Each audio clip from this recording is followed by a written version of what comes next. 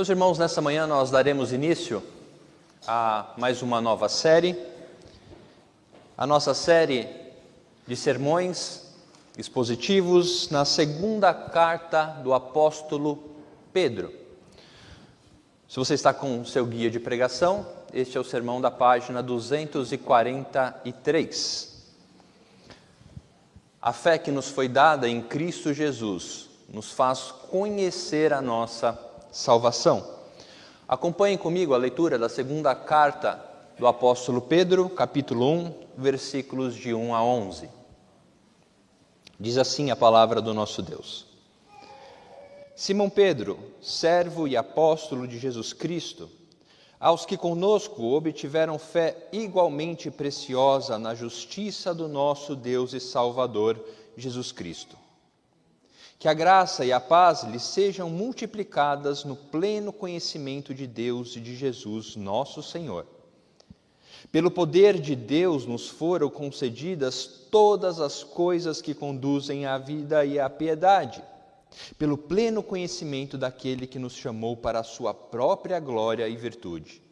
Por meio delas, Ele nos concedeu as suas preciosas e muito grandes promessas, para que por elas vocês se tornem coparticipantes da natureza divina, tendo escapado da corrupção das paixões que há no mundo. Por causa disso, concentrando todos os seus esforços, acrescentem à fé que vocês têm a virtude, o conhecimento, ao conhecimento, o domínio próprio, ao domínio próprio, a perseverança, a piedade, a fraternidade, o amor. Porque essas qualidades, estando presentes e aumentando cada vez mais, farão com que vocês não sejam nem inativos, nem infrutíferos no pleno conhecimento do nosso Senhor Jesus Cristo. Pois aquele que não tem essas coisas é cego, vendo só o que está perto, e se esqueceu da purificação dos seus antigos pecados. Por isso, irmãos, procurem com empenho cada vez maior confirmar a vocação e a eleição de vocês, porque, fazendo assim, vocês jamais tropeçarão, pois dessa maneira é que lhes será amplamente suprida a entrada no reino eterno do nosso Senhor e Salvador, Jesus Cristo. Até aqui. Vamos orar? Feche seus olhos.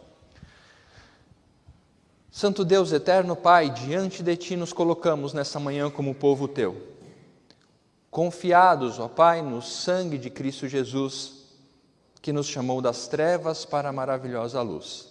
Clamamos ao Santo Espírito que nos guie, nos conduza a compreender aquilo que o Senhor tem para nós nessa manhã. É isso que lhe pedimos em nome de Jesus. Amém. Meus irmãos, a segunda carta do apóstolo Pedro pode ser compreendida como um testamento deixado por Pedro aos cristãos ao longo do tempo. Se você ler do versículo 12 ao 15, especificamente nós trataremos na próxima série, mas Pedro deixa claro a sua intenção ao escrever a sua carta. Ele diz assim: por essa razão, sempre estarei pronto para fazer com que vocês se lembrem dessas coisas, embora já as conheçam e tenham sido confirmados na verdade que receberam. Também considero justo, enquanto estou neste tabernáculo, ou seja, neste corpo, despertar essas lembranças em vocês.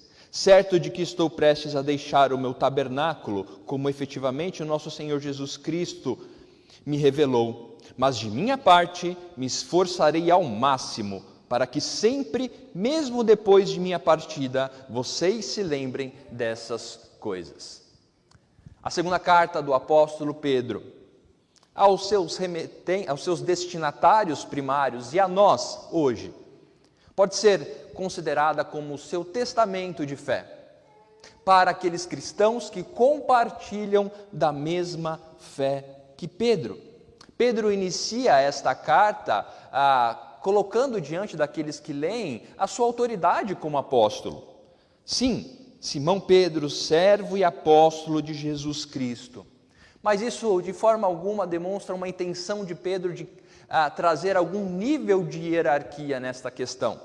Pelo contrário, o que Pedro está dizendo é colocando a sua autoridade apostólica juntamente com a fé de todos os cristãos, aos que conosco obtiveram fé igualmente preciosa. Os efeitos, Pedro nos ensina que os efeitos práticos da fé que recebemos em Cristo Jesus estão e devem estar na vida de todo cristão. Efeitos práticos provenientes de um verdadeiro conhecimento a respeito de quem Cristo é, da sua obra. Essa será uma palavra muito utilizada na carta de Pedro. Conhecimento, reconhecimento. E este é o tema do nosso sermão nesta manhã. A fé que nos fora dada para a nossa salvação nos permite um conhecimento aprofundado desta salvação. Você crê que você foi salvo em Cristo Jesus? Nessa manhã eu lhe convido, à luz da palavra, a fazer essa pergunta: quais as evidências? Como eu usufruo e experimento desta salvação? Vejam que há uma grande diferença entre conhecer e saber a respeito de algo. Eu sei que no nosso vocabulário português, muitas vezes essa palavra ela é utilizada de formas distintas, mas muitas vezes quando você pergunta para alguém se você conhece aquela pessoa, ela não traz o mesmo peso do que a palavra no original, no grego. Aqui, quando nós falamos de conhecer, nós estamos falando de você realmente saber sobre algo, em contrapartida a um conhecimento de simplesmente ouvir falar. Eu posso te perguntar, por exemplo, sobre uma pessoa famosa. Nós temos agora a febre do álbum de figurinha da Copa. Eu posso te perguntar se você conhece, por exemplo, um jogador de futebol. Você conhece o Neymar? Você pode falar, não, conheço. Mas se eu lhe perguntar quais são os gostos, qual a comida preferida, como ele realmente é, você na verdade simplesmente vai saber sobre ele. Eu sei que é um exemplo bem simples, meus irmãos, mas o que eu quero trazer aqui, nós iremos nos aprofundar, é que este conhecimento que Pedro tratará é um conhecimento apropriativo. É o conhecimento que você adquire e passa a se apropriar daquilo que ele lhe revelou.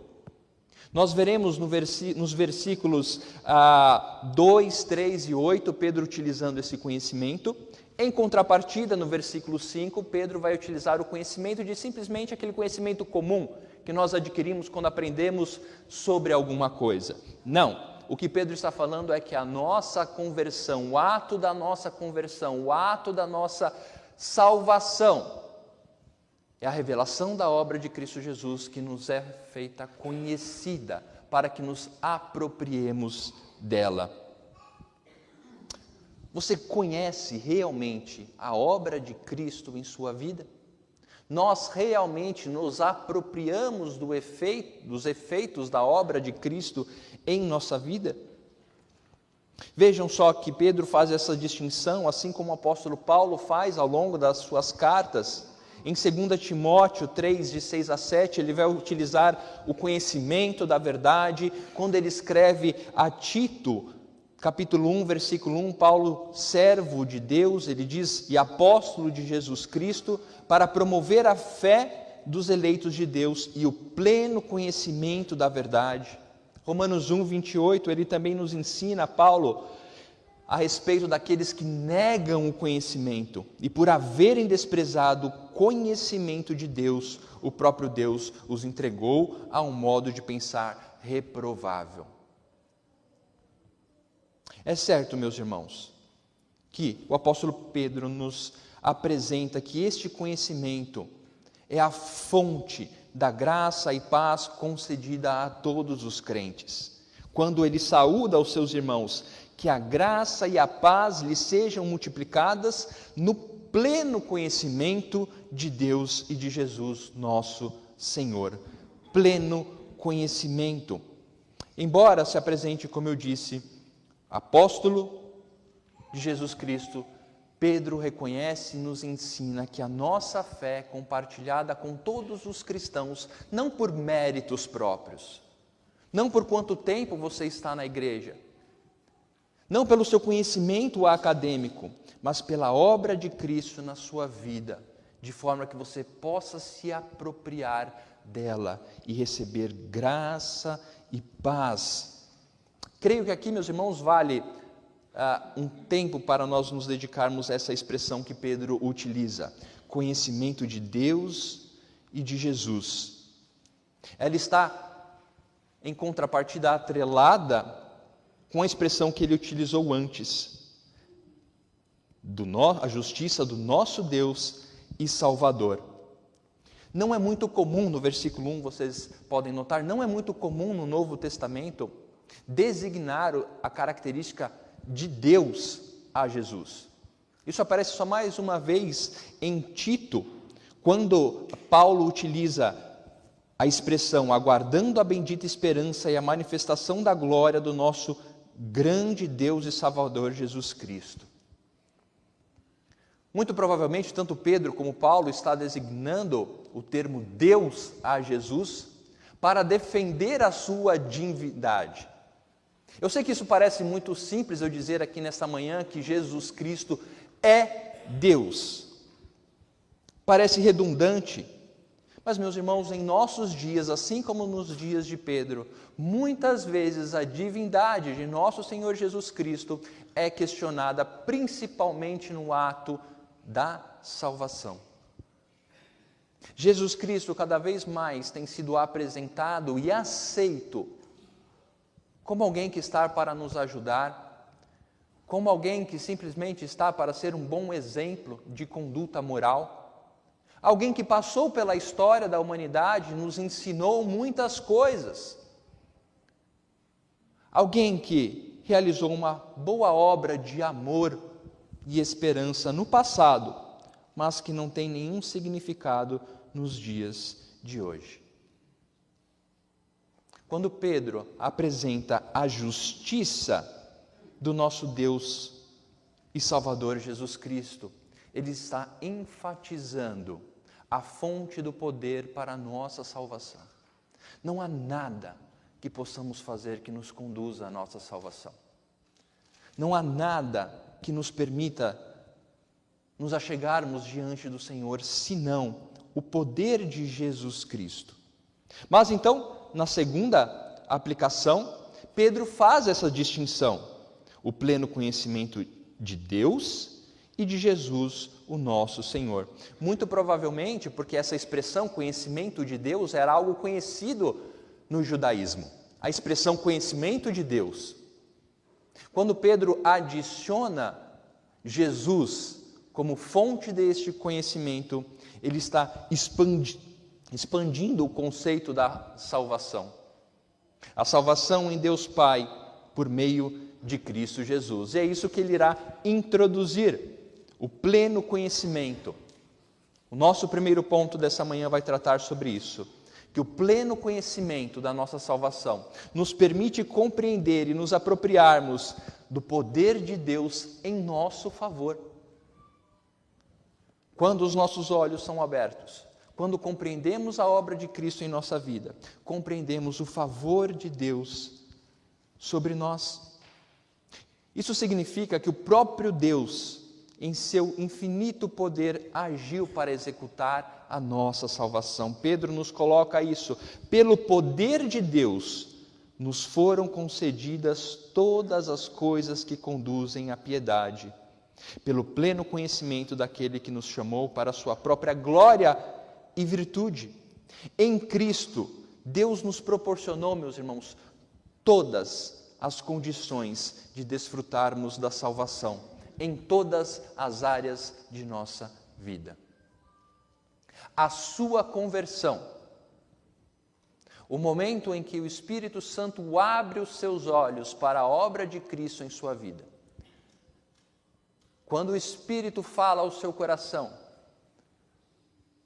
quando você reconhece que não há nada que você possa fazer que lhe faça ser merecedor de estar diante de Deus, começamos a desfrutar do favor de Deus em nossas vidas. Todas as coisas que conduzem à vida de piedade. todas as coisas. Somos chamados a viver em harmonia com o caráter moral do próprio Deus e sermos chamados para a sua honra, glória, virtude, por meio de uma vida segundo a que Cristo viveu por nós. Como você vive em seu trabalho? Como você se relaciona com a sua esposa, com o seu marido?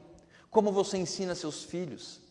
Crianças, como vocês obedecem os seus pais? Porque Cristo morreu por você. Agora você pode desfrutar dessa obediência.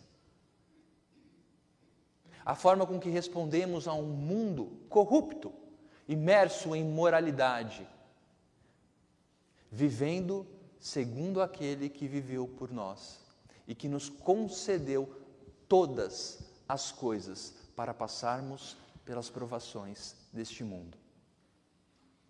As palavras do nosso Senhor Jesus Cristo nos ensinam isso.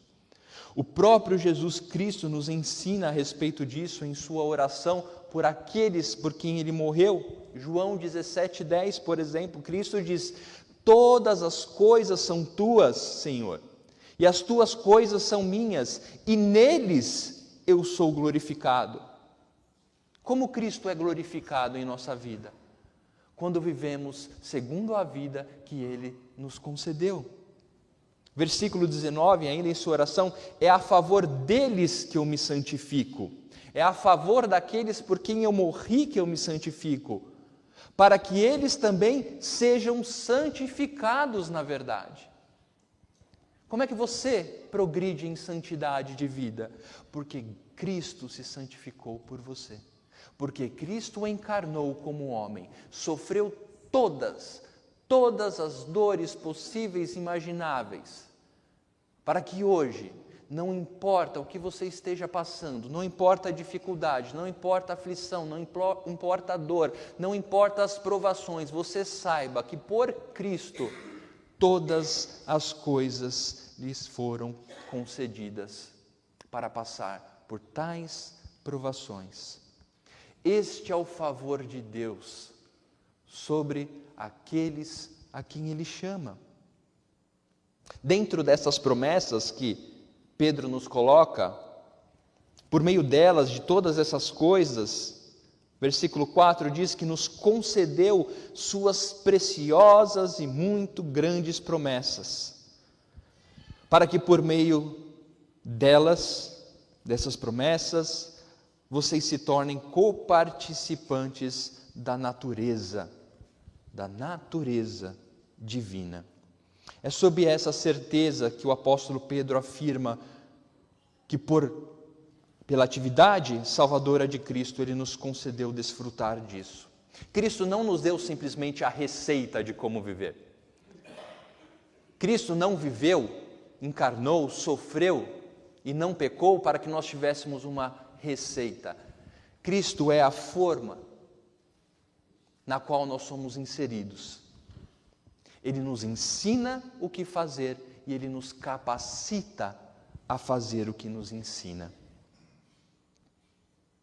Vejam, meus irmãos, a nossa conversão é algo muito, muito, muito mais profundo do que muitas vezes nós pensamos. Ter a fé em nosso Senhor Jesus Cristo, ter a verdade revelada em nossos corações, é algo que deve mexer, modificar toda a estrutura de nossa vida. Todo o conceito de mundo, todas as opiniões que temos a respeito de todas as coisas, agora estão plantadas na raiz da obra de Cristo Jesus. Isso, se você crê. Esta palavra de Pedro é para todos aqueles que creem verdadeiramente, que conheceram a plenitude de Deus. Esta é uma verdade para aqueles que se converteram a Cristo Jesus. Este favor é um favor derramado sobre aqueles que compreenderam esta verdade Vejam que Pedro, muito provavelmente, quando diz essas promessas, se refere ao seu próprio sermão em Atos 2, quando relembra as promessas do Antigo Testamento, de que pela pessoa de Cristo, do Messias, o Espírito seria derramado a favor daqueles que creem.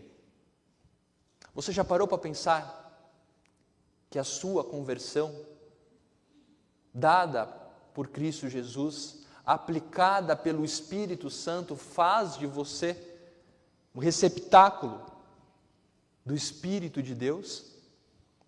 Qual a sua relação com o Espírito Santo de Deus na sua vida de santidade? Eu sei que por muitas vezes nós focamos o nosso conhecimento a respeito de Deus Pai, Deus Filho, mas não se esqueçam, o Espírito Santo é Deus e o seu papel é agir na vida daqueles a quem o Pai chamou. O Espírito Santo age em nossa vida, o próprio Senhor Jesus Cristo nos ensinou esta promessa. João 14, dizendo que se vocês me amam, guardarão os meus mandamentos, eu pedirei ao Pai e Ele lhe dará outro Consolador, a fim de que esteja com vocês para sempre. É o Espírito da verdade, que o mundo não pode receber, porque não o vê, nem o conhece. Vocês conhecem, porque Ele habita com vocês e estará com vocês. Mais adiante, João 16, o nosso Senhor diz: porém, quando vier o Espírito da verdade, Ele os guiará em toda a verdade. Você tem experimentado a ação do Espírito Santo na tua vida? Não muitas vezes como muitos buscam, de forma miraculosa, extraordinária, mas simplesmente lhe ensinando a dizer não ao pecado. Você recorre ao Espírito Santo de Deus pedindo para que Ele lhe incomode quando a tentação vier, para que Ele lhe faça lembrar das belas palavras de vida, para que o seu coração se fortaleça. O Espírito Santo de Deus foi dado a todos aqueles que creem, a todos aqueles que chegaram ao pleno conhecimento. O Espírito Santo age. Muitos buscam sinais miraculosos a respeito da ação do Espírito Santo. E eu digo, você quer algo mais maravilhoso, espetacular, sobrenatural do que a sua conversão? Do que a minha conversão? Morto em meus delitos e pecados, filho da ira de Deus e transformado. Isso nos ensina, meus irmãos, que ao receber o favor de Deus, não importa o quão distante você está de Deus, não importa o quão fundo você está em imoralidade, a salvação em Cristo Jesus transforma aqueles que a recebem, porque é o favor de Deus derramado. Portanto, o nosso primeiro ponto desta manhã ressalta: ter o pleno conhecimento de nossa salvação significa crer, no sentido de se apropriar verdadeiramente do poder de Deus revelado e exercido em Cristo Jesus. Essa é a verdadeira conversão. Ser convertido, converter-se, mudar de rota de vida, significa ser retirado, como Pedro diz, tendo escapado da corrupção das paixões humanas, ser retirado da escravidão do pecado, ser retirado de não poder dizer não ao pecado, porque a salvação é o favor de Deus derramado na vida daqueles que nele creem.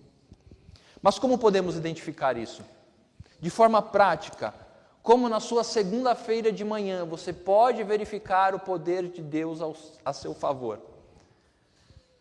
Na sua quarta tarde, na reunião de trabalho, naquela hora em que a sua esposa testa os seus limites, ou que o seu marido não lhe trata como você acha que deveria, quando o seu filho faz algo que lhe deixa completamente envergonhado, ou crianças e jovens, quando vocês não querem obedecer os seus pais, quando vocês querem fazer o que é errado, como não fazer o que é errado, como experimentar o amor de Cristo em sua vida. Vejam que o apóstolo Pedro apresenta aquilo que seria todas as coisas que ele menciona, ou algumas delas, que nos conduzem a esta vida de piedade. Certamente esses aspectos do versículo 5 ao 9 não são uma lista religiosa do que fazer, mas demonstram que a vida do crente é evidenciada, primeiro por si mesmo e depois aos outros, por uma transformação. Pedro diz, por causa disso, por causa do poder de Deus a favor de nós, concentrando todos os nossos esforços, ou seja, toda a força que temos, mudem de vida. Acrescentem a essa fé que vocês têm a virtude e o conhecimento. Este conhecimento aqui é diferente, é o conhecimento de buscar compreender cada vez mais as coisas, o conhecimento, o domínio próprio, a perseverança, a piedade, a fraternidade, o amor.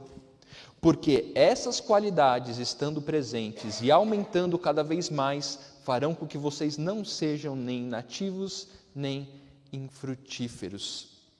Pedro nos exorta a nos apropriarmos de uma vida transformada como crentes libertos da escravidão.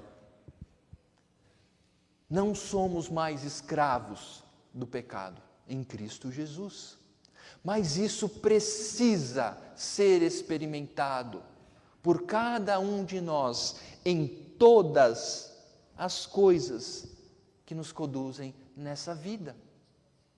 Não é só no ambiente religioso, mas é naqueles momentos mais difíceis ou naqueles que ninguém está vendo.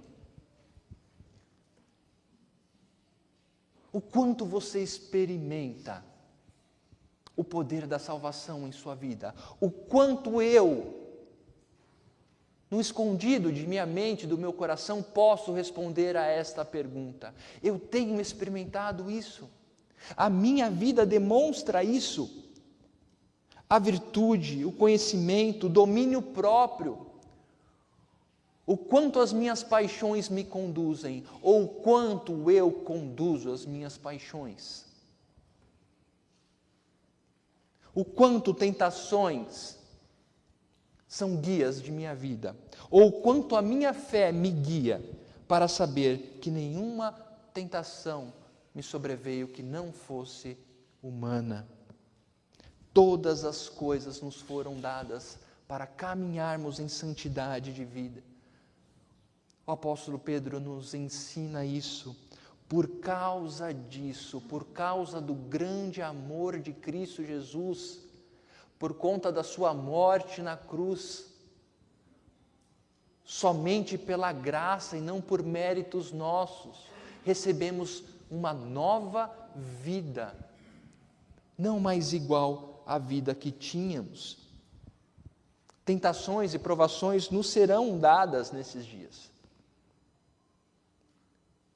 Mas o quanto experimentamos. Não significa, meus irmãos, que essas obras são pré-requisitos para a nossa salvação. E sim, que quando professamos a nossa fé em Cristo Jesus, elas devem brotar de nós. Devem brotar com todos os esforços, o quanto temos nos esforçado, o quanto temos suado, o quanto temos chorado, o quanto temos sofrido, lutando contra o nosso coração, como o nosso próprio apóstolo Paulo diz, esmurro a minha própria carne, luto contra o pecado, odeio aquilo que me separa do meu Deus. Uma vida de fé operante é o que nos foi proposto. Não porque as nossas forças conseguirão alcançar, mas porque nos foram dadas em Cristo Jesus. Ao sermos transformados pelo poder da cruz de Cristo, é esperado que apresentemos um modelo contínuo de crescimento e amadurecimento. Meus irmãos, de um pé de laranja não nasce limão. O que eu quero dizer é que uma vez salvos, compreendendo o poder de Cristo em sua vida, é esperado que brote de nossa vida ações práticas do favor de Deus em nós. Exatamente, menos eu e mais Cristo em mim, menos o meu orgulho, menos as minhas opiniões, menos o meu ego e mais Cristo. Isso é o efeito da conversão. Como eu disse, o apóstolo nos ensina, essa é uma palavra para aqueles que se dizem convertidos. Essa é uma palavra para você auditar a sua própria fé na sua conversão. Esse é um modelo ou um meio para você enxergar o quanto mais ou quão mais precisamos nos esforçar. Esta é a ação prática do Espírito Santo em nossa vida. Este esforço, este ensino, todos aqueles que buscam a palavra de Deus pelo Espírito Santo são reavivados. Meus irmãos, quantas coisas estão prometidas àqueles que creem. Coisas maravilhosas acontecerão na vida daqueles que creem. Eu não estou falando de prosperidade, eu estou falando de uma vida transformada, uma vida capaz de lutar contra os próprios desejos, experimentando o favor de Deus de forma operante. Aqueles que assim não fazem, meus irmãos, Pedro nos alerta, vivem como cegos. Se você está aqui essa manhã, ou nos acompanhando pelo canal de mídias, se você não tem essa compreensão do efeito da obra de Cristo Jesus, você pode estar caminhando ou guiando como um cego a caminho do abismo. Exatamente, aqueles que não creem nessa verdade são como cegos caminhando para o abismo, mas com bengalas, andadores das paixões humanas. Se você não crê, e quando eu digo crer, não é professar, mas se apropriar disso, não sou eu quem digo, mas a palavra de Deus por meio do apóstolo Pedro, pois aqueles que não têm essas coisas são como cegos, vendo só o que está perto, ou seja, as paixões, os prazeres, o usufruto deste momento. Eu quero fazer porque me dá prazer, eu quero fazer porque me beneficia, eu quero fazer porque acho que eu estou certo. Vendo só o que está perto e se esquecem da purificação dos seus antigos pecados. Cegos a caminho do abismo, sempre sendo guiados pelos seus próprios desejos, não experimentando a purificação de seus pecados na cruz de Cristo, mas sendo conduzidos à condenação.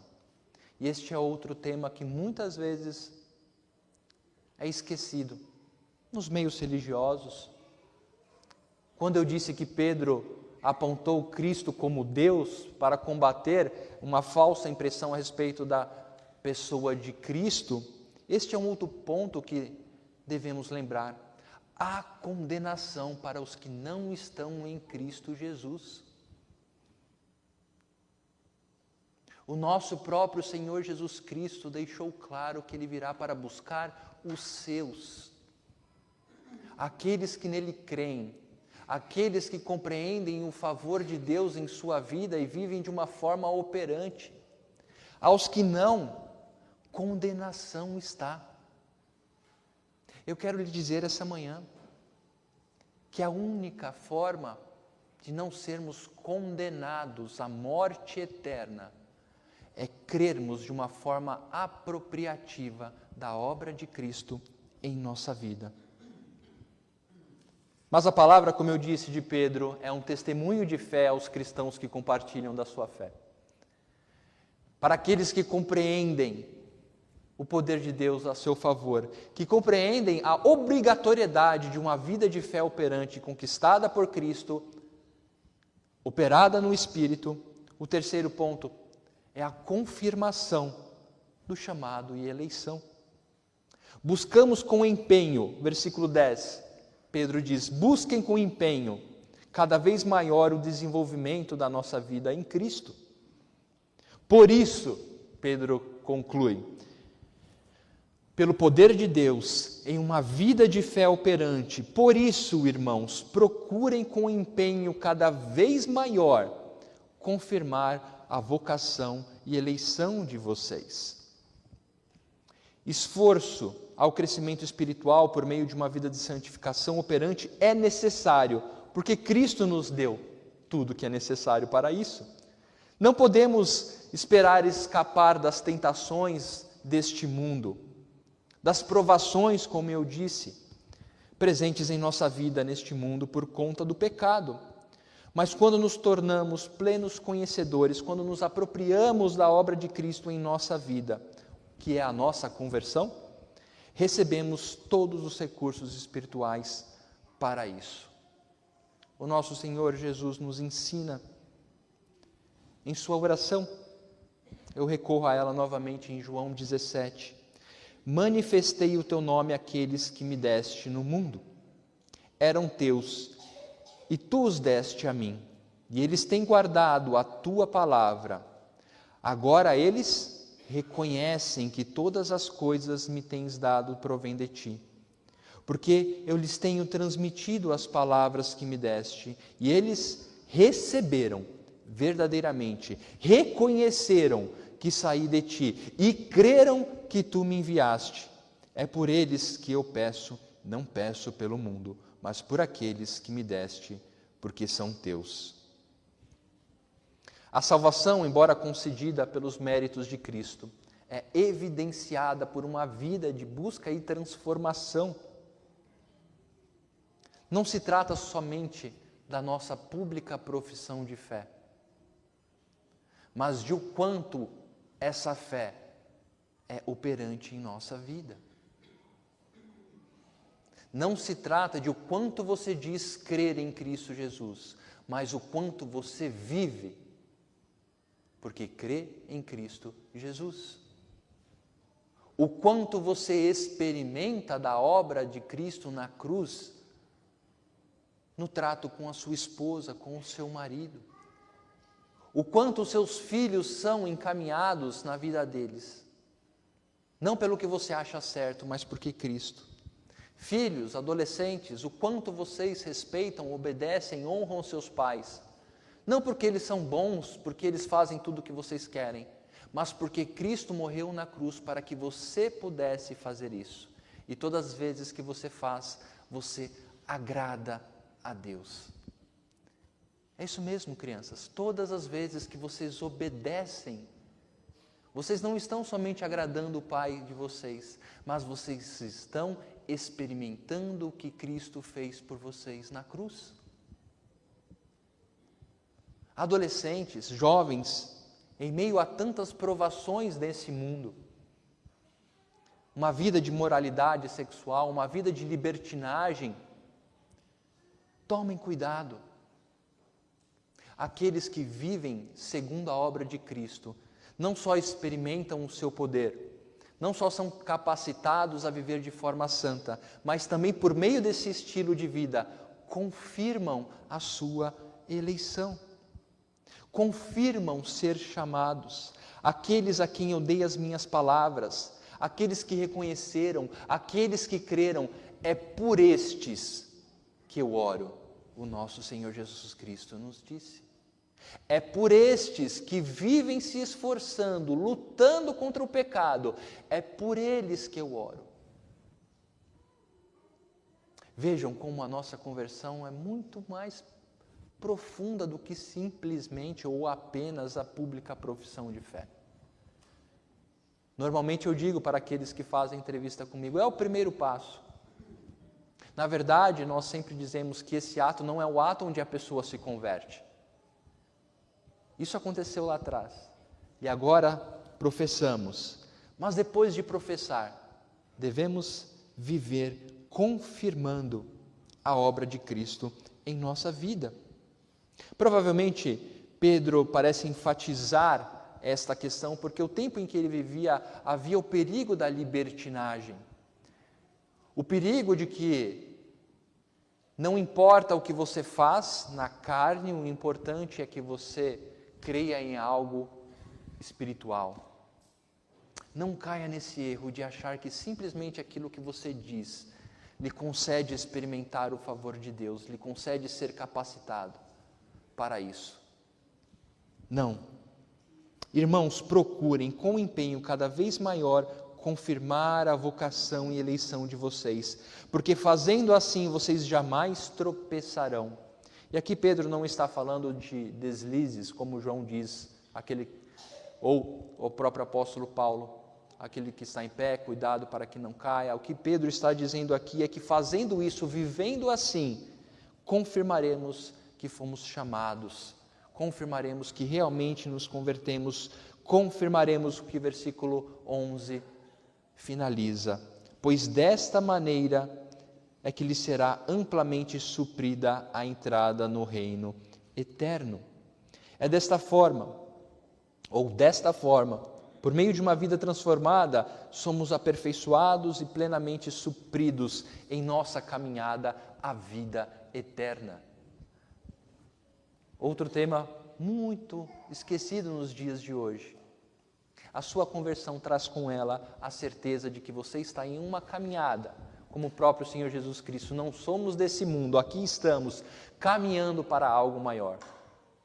Eternidade, reino eterno, somente para aqueles que creem de forma apropriativa, somente para aqueles que reconhecem, que tomam posse da obra de Cristo Jesus para uma vida de santidade, uma vida de obediência, uma vida de contínuo esforço contra as paixões do coração.